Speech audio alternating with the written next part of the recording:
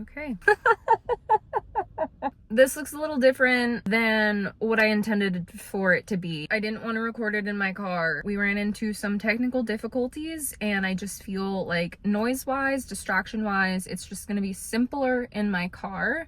I am looking out at the view of the morning of my first real God encounter 5 years ago. It's crazy to think about how much God has moved in my life in the past 5 years. Hi friends and family, and for those that don't know me, my name is Justine. I got saved in 2020, and that wasn't just a miraculous, like, who woke up, decided to give my life to Jesus and everything changed overnight. I can't even start crying now. I haven't even said anything. 5 years of ups and downs, but just truly trusting in the Lord and his plan for my life, because I never had a plan for my life. So why not give my life to the one who created it and has the best plan? I haven't prepared anything. I'm just going off the dome. I've been thinking about recording my testimony for like over 2 years now. It's been a long time coming. The Lord has really pressed it in the past couple months to get this out there. I hope that you can take something away from this. I hope that the Lord speaks through me to you, my experience with him. All glory to him. I would not be here today if it weren't for him stepping into my life. As I said earlier, I had no plans for my life. I was just getting by day with no real end goal in sight, no real silver lining. There was no hope in my life until Jesus. To take y'all all the way back, some of my earliest memories were dancing to worship music in my living room with my sister and my mom, like very, very little, like 3-4 years old. And I wish I could say that that was my entire childhood, was praising and worshiping God, but I didn't know him like that. I think every child on an innate level knows their creator because they literally just came here from heaven. So of course they have memories, better memories than adults do when they grow old and forget, which is why it's so important to have childlike faith. My childhood was not God-centered. I didn't have a personal relationship with Jesus. I didn't have a personal revelation of God as Father and not this like guy in the clouds who controlled everything. I do have memories playing with Matchbox cars on this little rug of a town with my cousin and my sister and being like, oh, this is probably like what God does, like just moving the cars around. This is what he does. He moves us around. He wasn't real to me. He was just this figure of my imagination, kind of like Santa or the Easter Bunny. He was there, but he wasn't. My parents got divorced when I was pretty little. Church, I went to pre-K in church, this Christian like Sunday school vibe. Have some memories of that. But again, it was just so impersonal to me. It wasn't like he pierced my heart and he revealed himself to me. We moved to New York after my parents got divorced. After the divorce, the only church that I remember really going to is Catholic Mass with my grandparents. They drag us to that. I always felt like an outsider in the Catholic Church because I didn't know the right things to say at the right time, when to stand, when to sit, when to do all the things that the Catholics do during their masses. I feel like that just further made God seem like he was up here and I was down here and I was just a number and a face and a person, and there was no real intimacy there with him. Fast forward into middle school. This is a touchy subject, but his testimony, right? I got into some stuff on the internet. I met a lot of people on the internet, a lot of people that are still my friend to this day that are all over the world, which is so cool. But I also met some people that were not so kind and didn't have good intentions. I was catfished. In middle school, before the TV show ever came out, I was catfished. That sent me into a really dark spiral and also just really messed with my identity. I don't tell anyone this. Lord, what are you doing? It was like the whole duration of middle school. I found out in 8th grade that the boy that I thought I had fallen in love with was actually a girl that really messed with me and who I thought I was, because I never had same-sex attraction. I never had any thoughts about girls before that point. And the enemy can and will take anything and use it to his advantage. And so he took the opportunity in that circumstance to plant seeds in my mind of lies about who I am, who I'm attracted to. Just kind of let that build. Nothing really came of it, but I always second guessed myself in who I was. Because how could I be in love with a boy, but then it's actually a girl who's been talking to me for 3 years, and like, I love this person, but it's actually a girl. So do I actually like girls? It was a whole identity crisis that honestly I've never actually dealt with until my deliverance, which was last year. There was a lot of like thoughts in my mind that had been there for years, and I'd never acknowledged it. I'd never acted on it. I never thought much of it. I just always second guessed myself, and that's what the enemy wants you to do. He wants you to second guess who you are. He wants you to second guess your identity. The littlest things that he can and will take and extort them for his mission, which is to drag us to hell with him and to not know God and to not know our true identity. Because of that whole situation, I know this is it's a little dramatic, but because of that whole situation, there was other things as well going on in my life that I just didn't see a way out of. I didn't see hope. I didn't see a light at the end of the tunnel. I was just so consumed by my depression that I did try to, I don't know the YouTube way to say this without getting censored, but I did try to end it in 8th grade.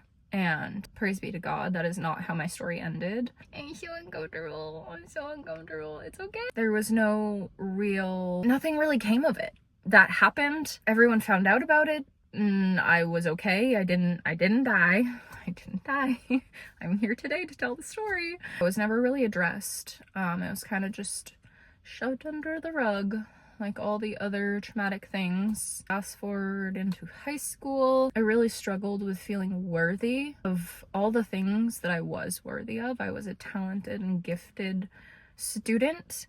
I got into a very competitive high school in New York City because I grew up there at the time. My freshman year, like first day of school, looking around and being like, okay, like, why am I here? Like, I don't deserve to be here. All of these kids are so smart. They're so talented. They're so rich, good families. They have all these connections. Like, why am I here? I'm a nobody. Like, I shouldn't be here. And I fought that for the first 2 years of high school, just really feeling unworthy of everything that entered my life. I was a goody two-shoes per se. Growing up, I didn't drink or smoke or really get into that kind of stuff until later in life. I credit the Jonas Brothers for this because in middle school, I asked my mom for a purity ring because the Jonas Brothers had purity rings and I wanted to be like the Jonas Brothers. I wore that religiously through middle school up until I think like sophomore year. I was rushing to class one day, took off my glove because it was winter, and the ring just fell off. It was gone. I was so upset about it. But I still had that mindset of like abstinence till marriage. Like, I'm not having sex before marriage. Abstinence was super important to me.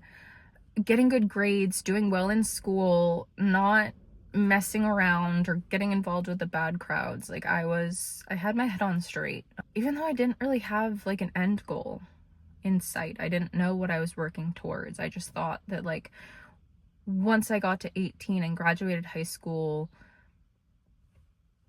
I don't know, then life would start. I wasn't making plans for after high school because I truly did not believe that I would make it to 18 to graduation. I really thought that I would be long gone by then. I saw no hope. I saw no future for myself. It was truly just getting by day with this just cloud of absolute depression every single day. And when you're chronically depressed, you kind of just begin to function in this state of not even realizing that you are. It becomes your identity. It becomes who you think you are, is this depressed person. Any slight change in my life was the end of the world for me. So when my mom told me and my sister that we were moving back to Maine going into my junior year of high school, I literally thought my life was over. I told her, if you're going to ruin my life, you might as well just completely move it. Don't move to Portland. Don't move back to my hometown. Move me right into the city that my grandpa lives in, where I don't know anyone, and just ruin it. Ruin it completely, because that's where my life is headed. Is ruin and destruction. That's what I'm destined for. It's what I believed I deserved, was ruin and destruction. I never thought that I was worthy of anything more than that. And I feel like your identity as a kid, when people speak things over you repeatedly, anyone that's important in your life, that has a significant role in your life, they speak these things over you, you identify with them and you take them to heart, and you're like, okay, if they think that of me, then that is who I am. So there was a lot of very hateful, awful things that were spoken over me as a child that I just took as my identity. I don't remember how old I was, but I do remember my father saying that I am an angry little girl, and I will always be an angry little girl. And that stuck with me, obviously, because I remember it verbatim to this day, and I'm 28 years old. I was a very angry child. After the divorce, after all kinds of things happened in childhood, my jerk reaction was anger. I was angry that these things happened. I was angry that I had no control over whether or not they happened to me. I was angry that I couldn't control the circumstances in my life, that these were the cards that I was dealt, and if there is a God in the world, if he is up there and he loves me, then why do these things happen to me? Why have I been dealt such a crap hand in life? That was my mentality. I was such a pessimist. I didn't enter my new high school with a good mindset. I entered my new high school with the mindset that I was going to keep my head ducked.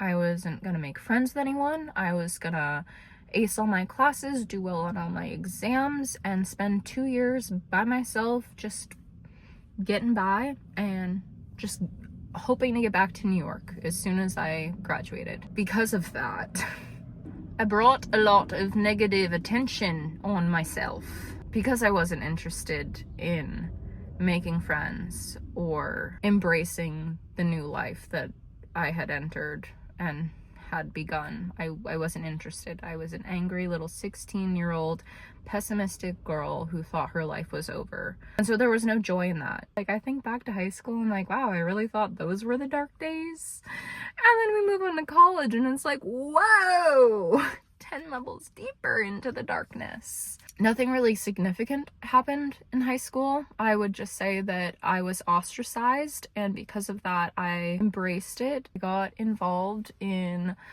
the party scene. I thought that was the place to make friends with people who potentially I would have more in common with than my classmates who didn't want to talk to me and I didn't want to talk to them.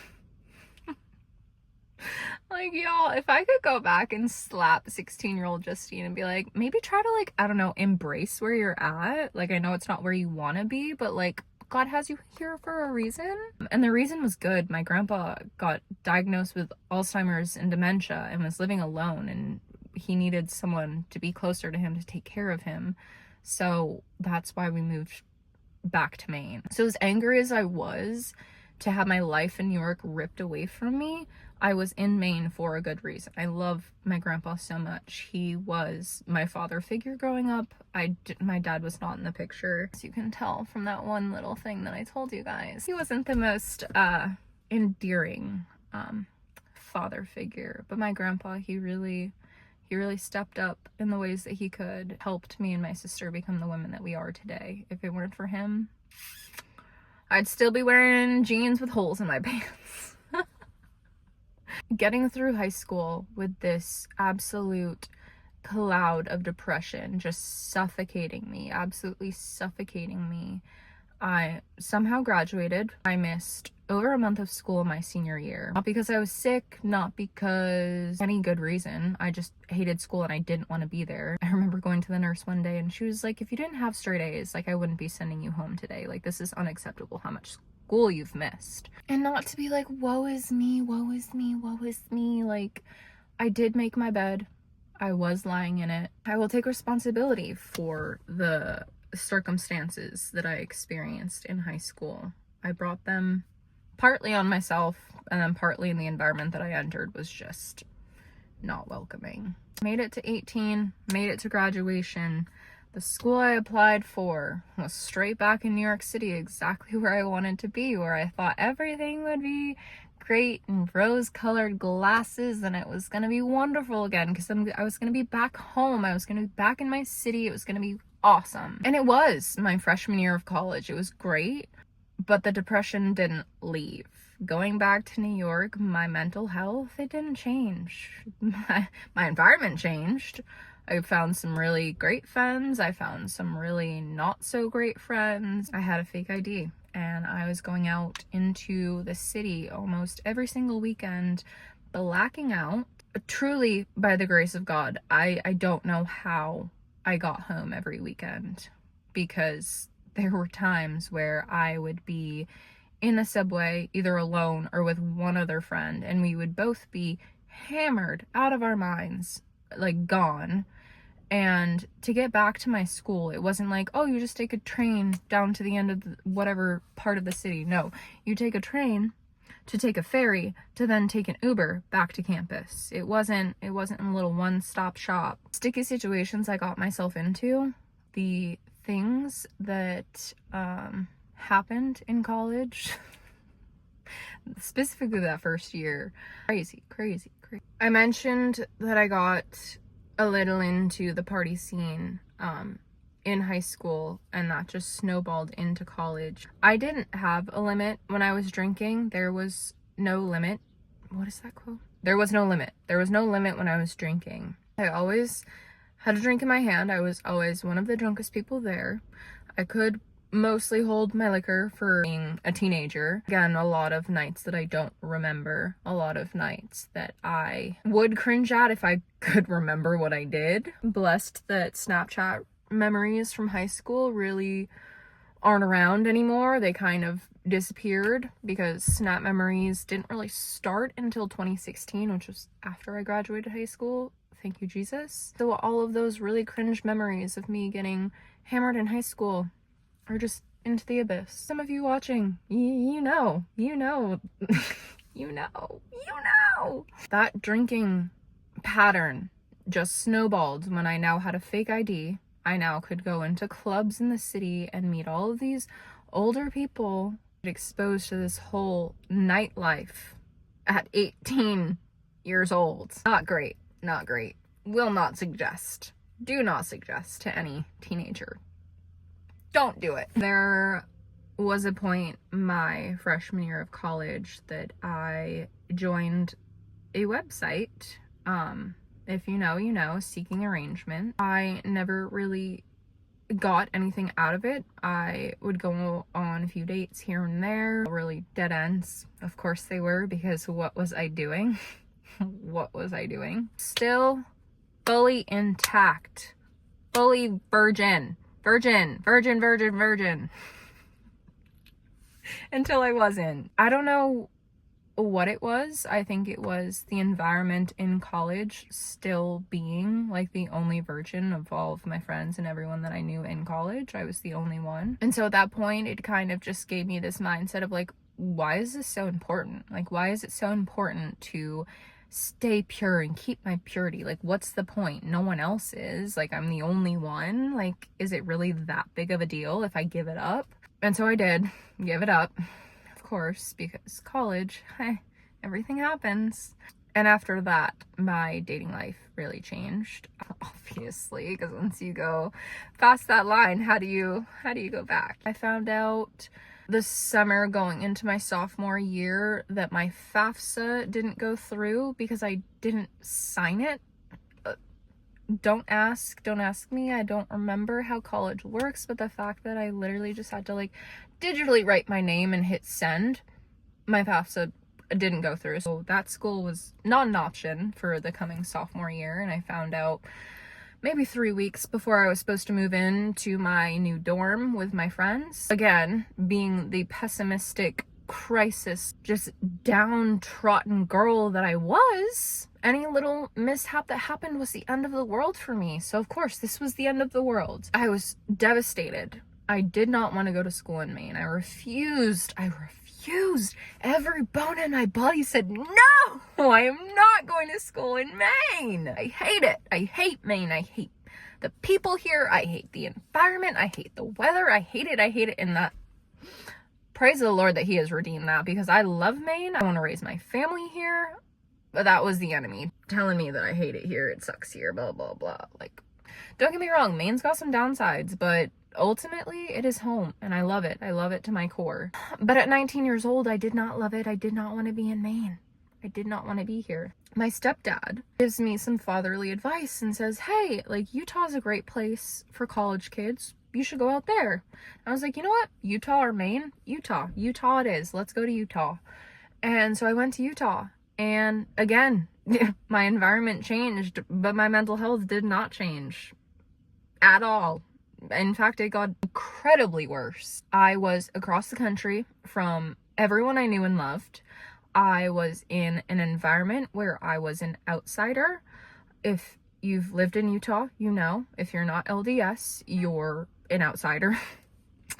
The first question people ask you when they're meeting you is, are you LDS? As soon as I said no, every single person would literally look to their left or to their right and try to get out of the conversation any way that they could. And at this point, I called myself agnostic. Sorry, I even forgot the term for it. I called myself agnostic.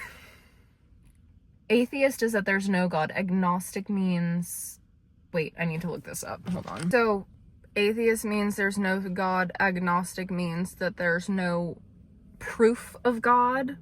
And that's where I was. There was no proof of God, therefore I don't believe him.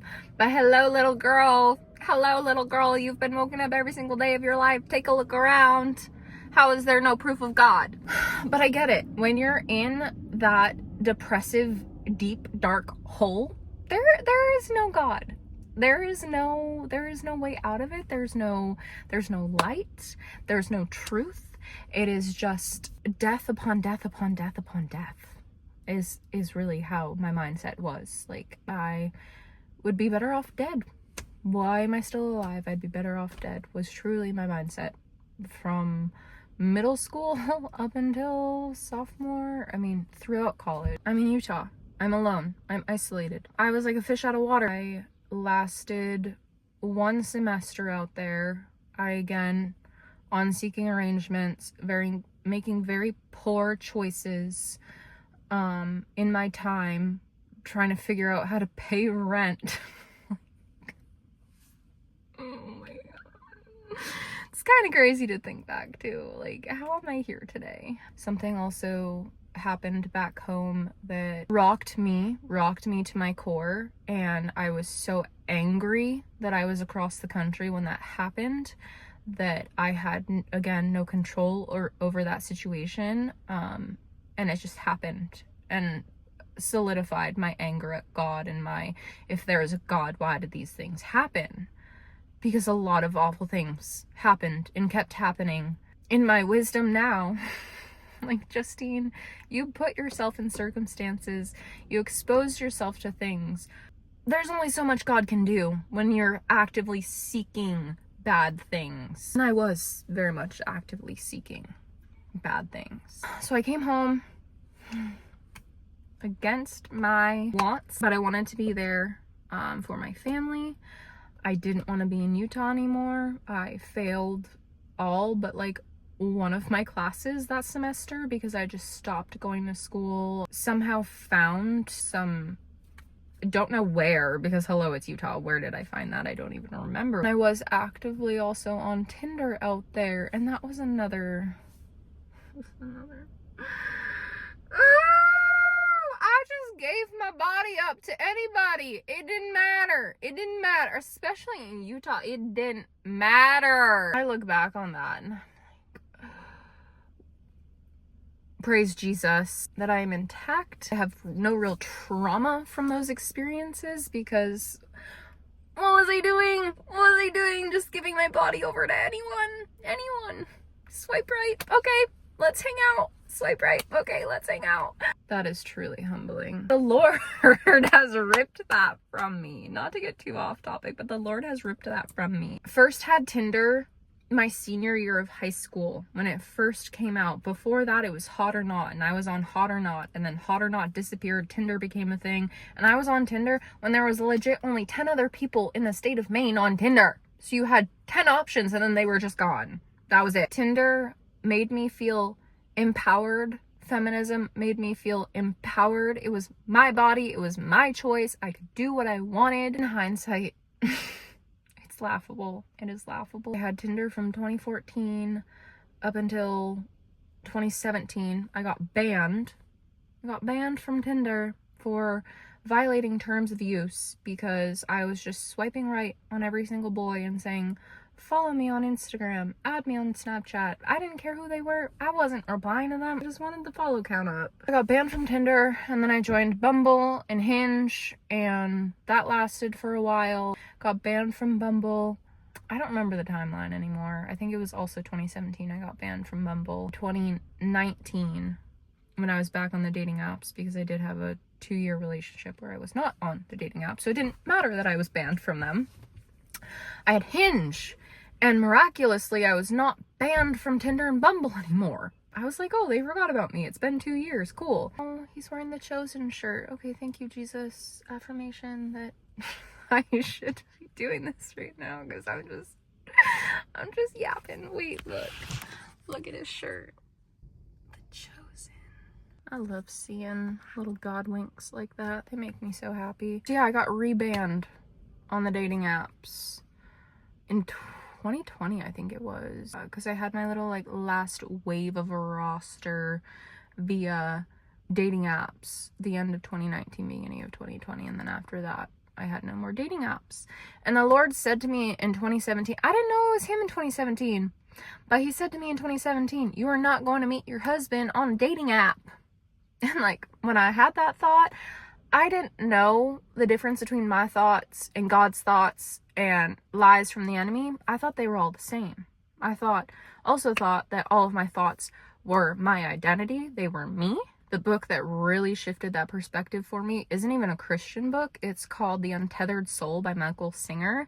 That was the beginning of my spirituality journey. I read that, and then we're getting ahead of ourselves right now.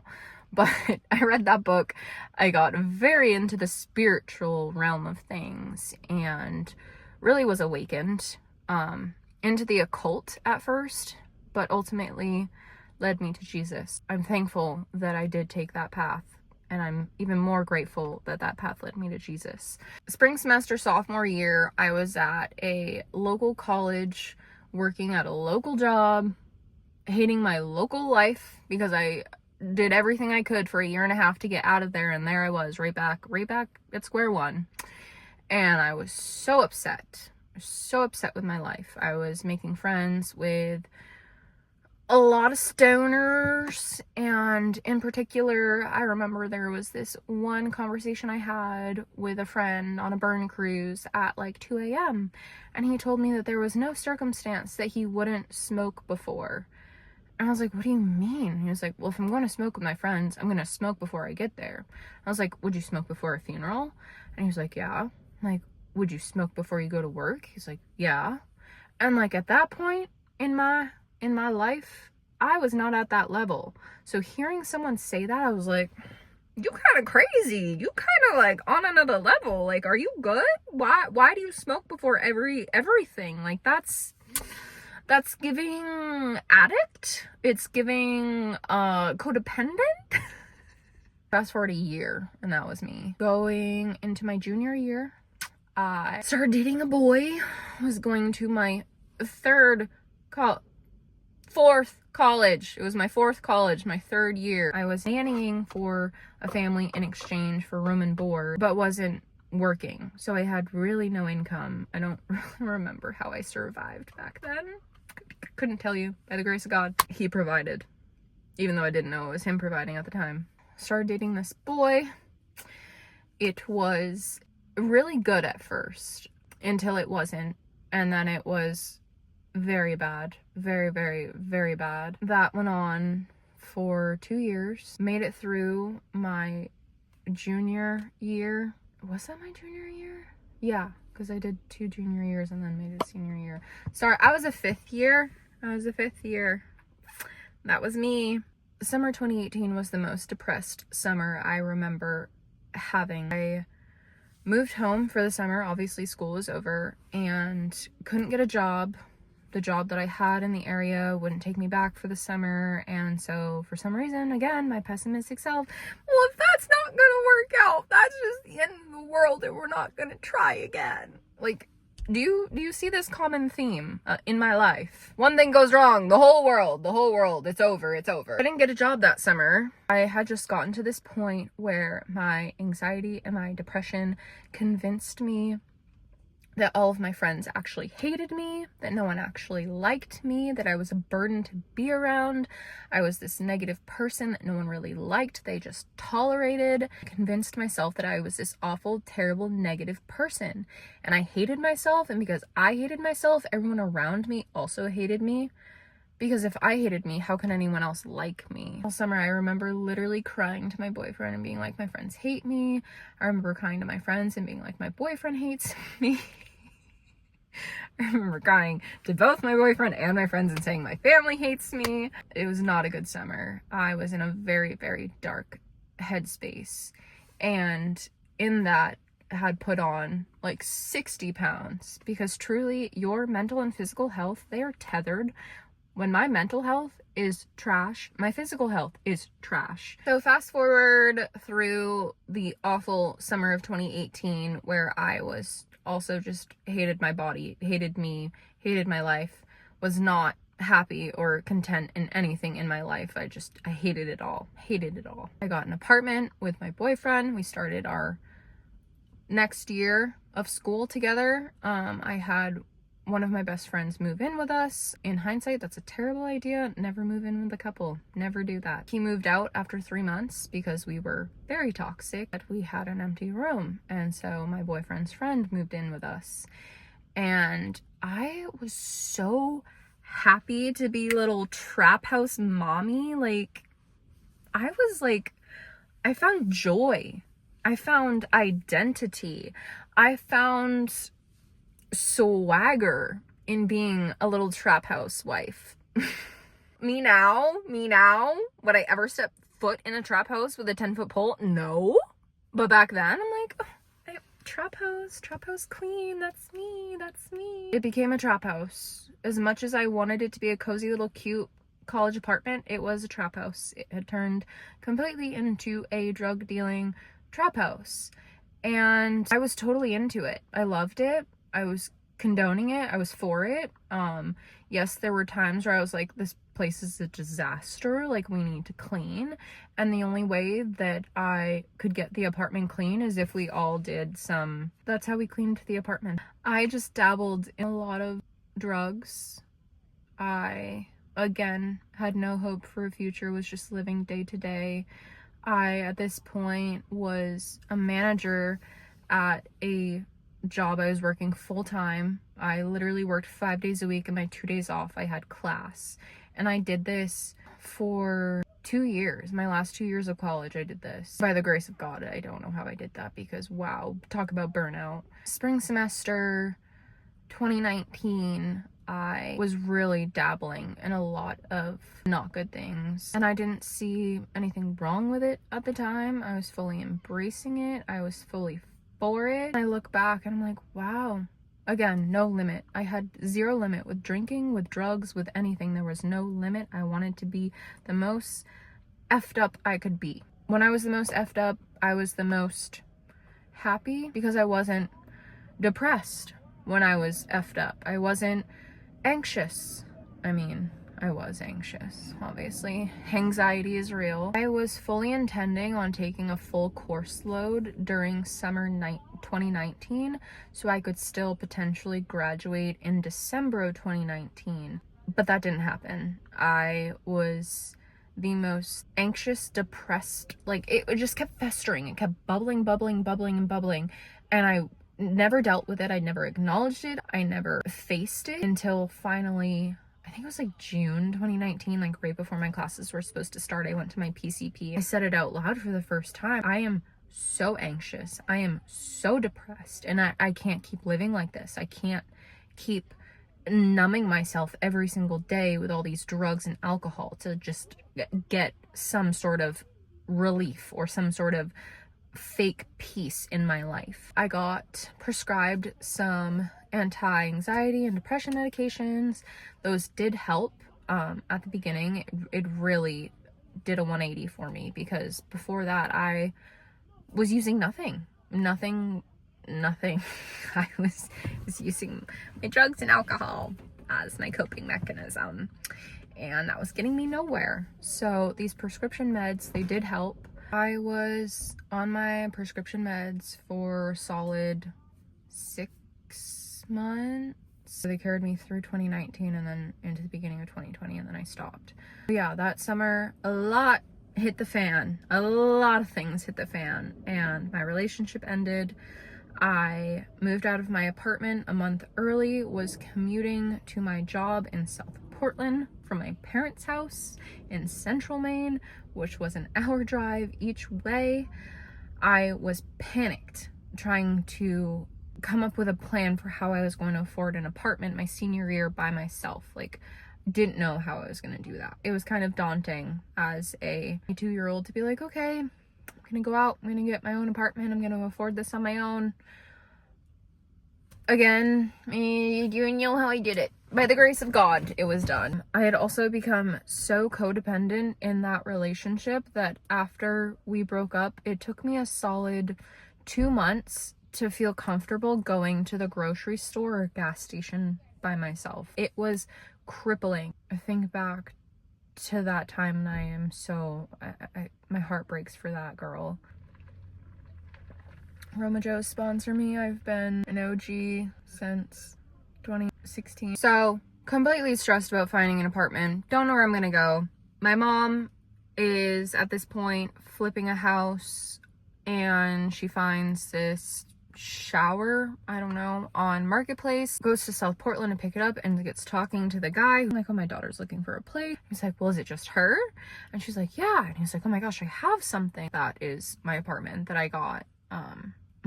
Like, when I say that God is moving and we just don't see it at the time, like, I'm sorry, there's no other way that I would have found an apartment if it weren't for his hand. 2 years of the most toxic relationship ever, and it was a breakup.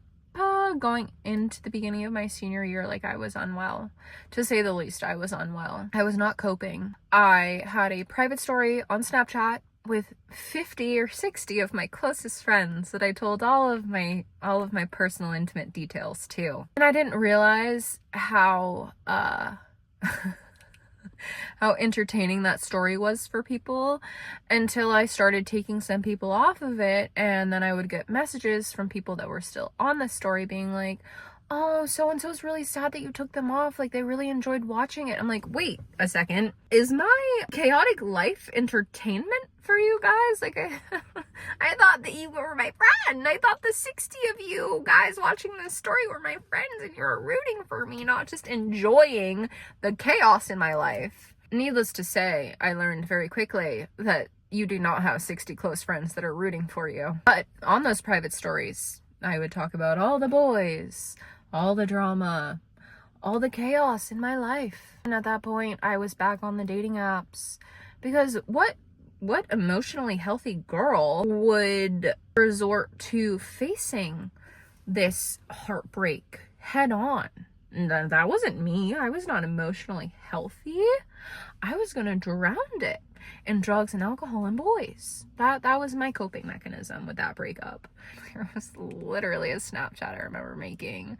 It's like, oh, I went on a date with so-and-so on Monday, went on a date on so-and-so on Tuesday, with this guy on Wednesday, with this guy on Thursday, with this guy Friday, and then this guy I'm gonna hang out with on Saturday. 6 different boys in 6 days. The bandwidth that I needed to have back then to have that social battery to hang out and go on first dates and go on dates and hang out with these boys and be entertained and entertain them, like, no wonder why my school life was slacking, because I was putting no effort into myself.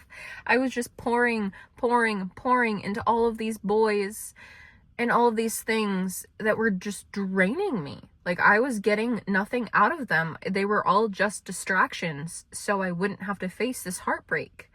Fast forward 2 months, I had this amazing trip to Utah, got to see some of my friends that I had made when I was living in Utah, my family. It was a great trip. And then I come back, and like a week after I got back, my grandpa had severely declined. He was in assisted living. They called my sister and my cousin up from Florida because he was about to pass. He did pass on October 28th. And this man, he was just everything. He was everything. He was my best friend. He was my mentor. He was my dad. He was my grandpa. Like, he was everything to me. He was my biggest cheerleader, the funniest guy. Truly the rock of our family. Like, without him, we were all just scattered. That was a hard loss. That was a really hard loss, but I knew he was in a better place. As hard as it was to not have him there with us anymore, I knew deep down, because he was a God-fearing man, that he was with Jesus. He was in a better place. His body was healed and whole again, and he was spending eternity in heaven with God. As hard as it was, I found peace in his death, because, I mean, for anyone who has experienced a family member that's gone through Alzheimer's, you know that illness, it just takes away the person that you once knew. That was October 28th. And then October 29th, I can't even be mad because wait. Child of God, Psalm 23. Are you kidding me? Pop off. I love your hoodie, little boy. God is so good, man. Anxiety hates Psalm 23. Be gone. Grampy died October 28th. October 29th, I get a text from my friend Jimmy saying, "So sorry for your loss. I know what you're feeling," because his grandpa had died earlier that year. Like, I'm here if you need to talk. And everything in me told me to FaceTime him, but I didn't. I just texted him and said, "Thanks, Jim. Love you. Hope all is well." Little did I know, not all was well. Because I woke up the next morning on October 30th to an Instagram post saying, "R.I.P. Jimmy." And yeah, that rocked me. Didn't know how to handle that one. Jimmy had been my best friend since freshman year of high school. I met him through my boyfriend freshman year. Shout out Catholic school boys. You guys are the best. Yeah, I just hung out with a bunch of dudes all the time. Had my camera with me. I'd just take photos of whatever stupid things they did, and I was just their little groupie. I went to New York for his funeral 2 weeks later, and I blacked out. I don't know how I got back because I was staying with my mom's friend in Queens, and where I blacked out was in Bay Ridge, Brooklyn, and it's like a 40-minute Uber ride. Someone called me an Uber. I remember getting told that someone took my phone, called my mom's friend, and was like, "Hey, we're putting Justine in an Uber. She's on her way. She's blackout right now. Like, be prepared in 40 minutes when she gets there." Surely enough, I woke up the next morning with a Bud Light wrapper in my hair. No recollection of the night. And that was just the norm for me at that point. I very much, that year going forward throughout my senior year, was just looking for any excuse to get as drunk as I possibly could. At that point, I did understand my friend back in 2016 when he told me there was no occasion that he wouldn't smoke before. That was me now. Every single morning I woke up, that was the first thing I did.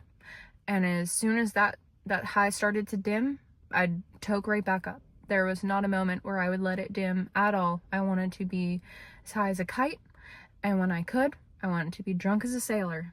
And there was no downtime for that, because if there was downtime, then I was left alone with my thoughts, and I did not want to think. I just wanted to be numb as I possibly could. It had been going on, and then those two deaths just amplified it even more.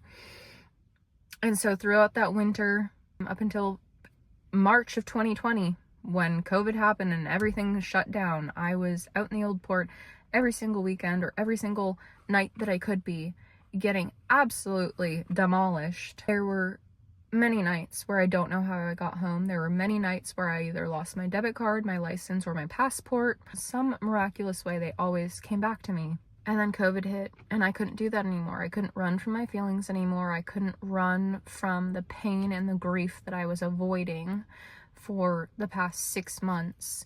I was furloughed from my job, so I was still getting paid. I was able to actually focus on my schoolwork because don't know how I passed on my classes fall semester. I truly don't know how I passed them. My professors gave me a lot of sympathy in the circumstances that I was walking through at the time, so they were very gracious towards me and my grades. Spring semester, yeah, everything was online. I was alone in my apartment for 3 months and had to face everything that I had been avoiding. It was end of April, going into finals week. I had been staying up all night, every night. I just could not sleep. At that point, sleep was literally impossible for me. It's just like, you know what? Screw it. It's already 4 a.m. Let's just drive to the lighthouse that we're at right now, sit in the parking lot that we're at right now, and watch sunrise.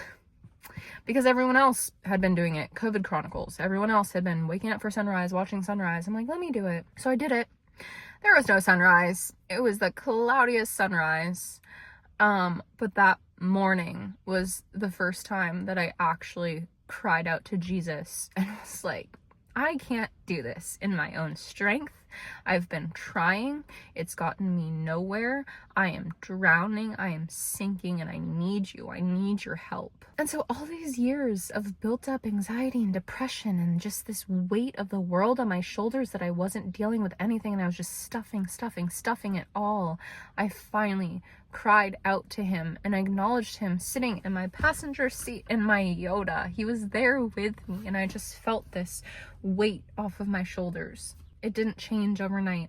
Yes, I felt the presence of the Lord. I felt the weight off my shoulders, but I didn't change. I didn't change the next day and say, okay, I'm done chain smoking. I'm done hooking up. I'm done with all of these things. All of that, he has been so patiently gracious with me, just waiting for me to finally get sick of the things that he is sick of. Over the last 5 years, there have been so many things that have died off in my life that I never thought would die off.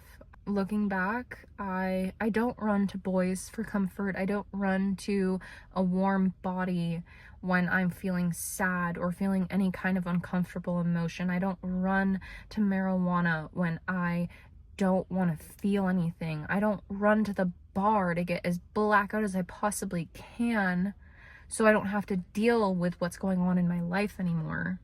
The chosen people are coming back. People must know. Jesus! Had that encounter with Jesus April 2020, and then continued down this path of spirituality and crystals and manifestation and all of this woo-woo stuff throughout 2020. Tarot cards. I was getting my tarot cards read by one of my best friends, and just opening doors that shouldn't have been opened when I knew the true healer of my soul and true peace. And it didn't come from any of that stuff. There was a boy that I was so enamored by, and I look back and I'm like, why did he have such a grip on me? He had such a grip on me my senior year of college, well into post-grad, for a solid year, 2 years, maybe even 3 years. He had a very tight grip on me. Not even him, because he wanted nothing to do with me, but the idea of him had such a grip on me that I started manifesting and doing all of these little manifestations to get him to love me.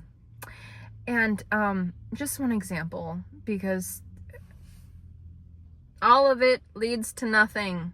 It is powerless. It leads to dead ends. It leads to death. It leads to nothing. I wrote down whatever, said he's going to tell me he loves me by this date. He's going to fall in love with me by this date, fall 2020. And surely enough, that boy did tell me that he loved me in fall 2020, but we didn't start dating.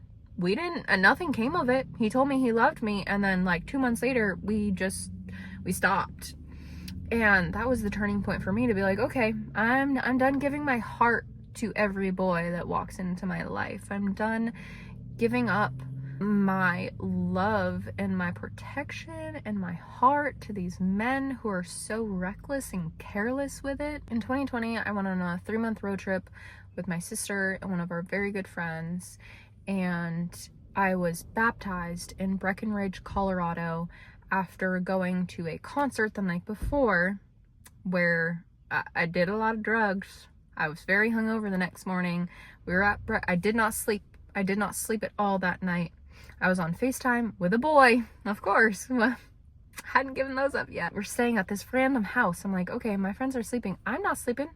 I don't know what's gonna happen if I go to bed. So I stayed up on FaceTime with this boy and had done many, many, many, many drugs.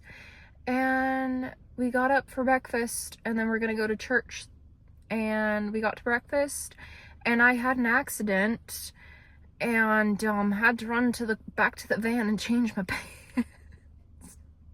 30 minutes later, my friends finished their breakfast, and we're off to church. I am groaning in the back. I am so hungover. I am so unwell.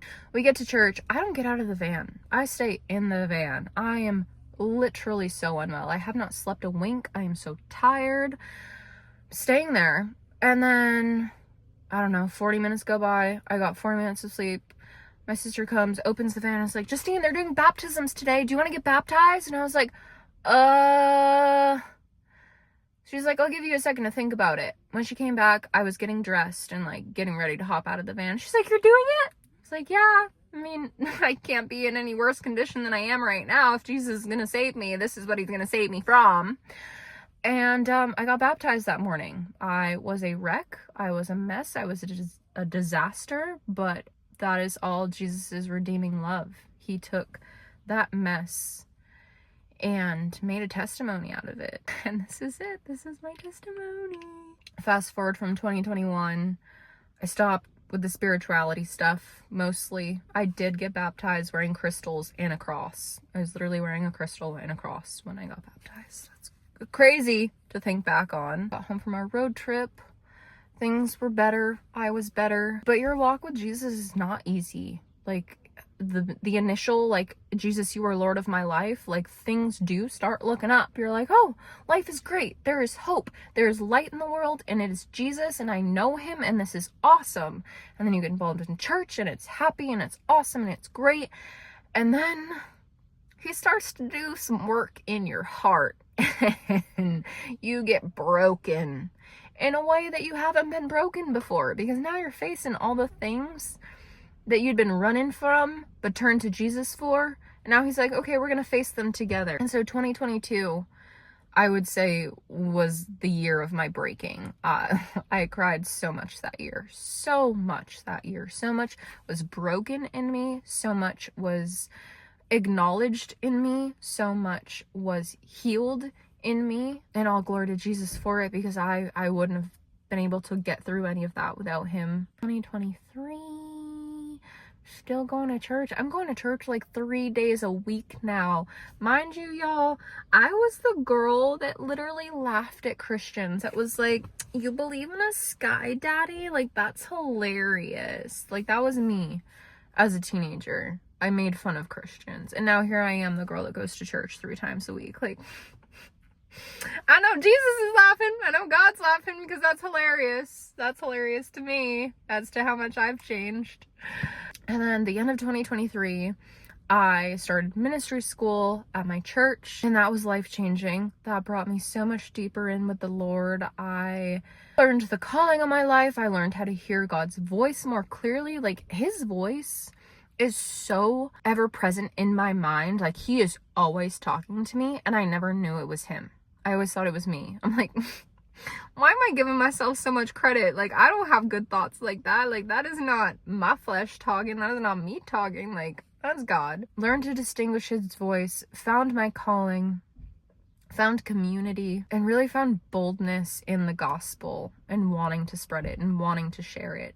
Graduated from ministry school in June of 2024. From then until now, I had my delivery actually also in 2024, and woo! Talk about the voices in your head. My head had never been so silent, so silent, so silent. It's like all these little bullies in your head that are always talking at you, they're all just gone. There was no noise. There was no noise. There was no second guessing any like decision I wanted to make. Like, I want to go to the gym.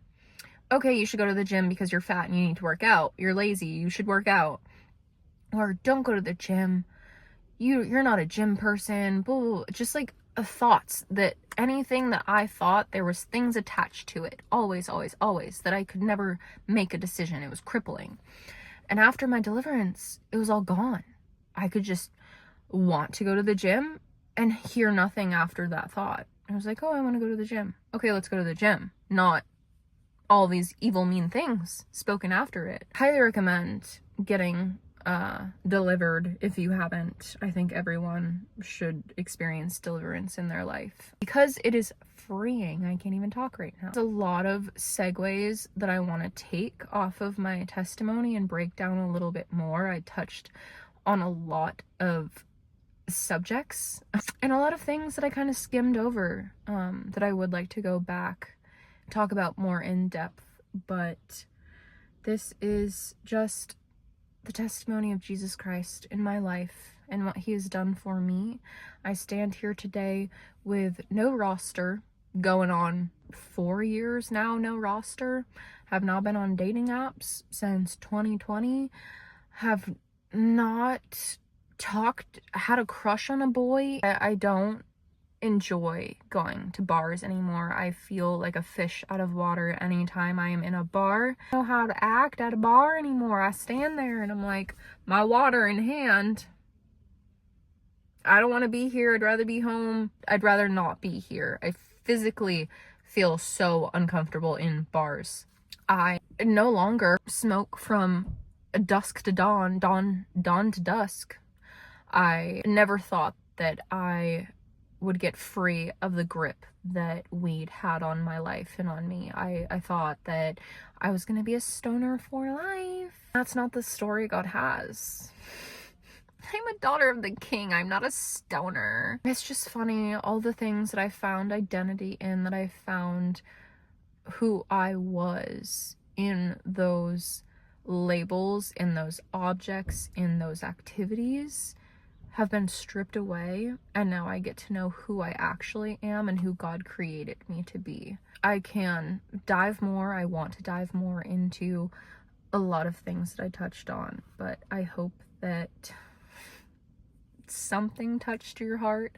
I hope that you felt Holy Spirit talk through my very awkward and uncomfortable testimony. I pray that just get to experience the freedom that I've had since encountering Jesus. So I'm just gonna pray us out of here. Dear God, thank you for the boldness and the courage to share my testimony today. Thank you that I am set free, that I am a new creation. By your stripes we are healed, God. I am not broken. I am not ashamed. Thank you, God, that you have claimed me as your own, that my identity is in you, Christ.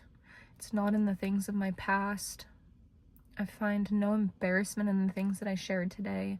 There's no shame. God, I pray that anyone watching this now would just feel your presence in the room with them. That they feel your loving embrace. And they know that this is not a far off, crazy story. That this can happen and be a personal relationship in their life as well. That you can do working miracles in their life just as you have mine.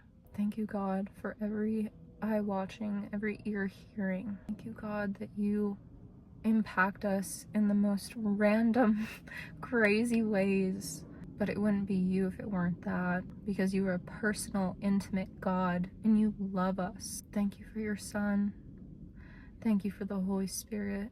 God, I ask that you bless everyone watching this. Thank you, Jesus. Amen. Well, that's that. I will catch you in the next one. Until then, we are not just going through it, we are growing through it. Keep that in mind.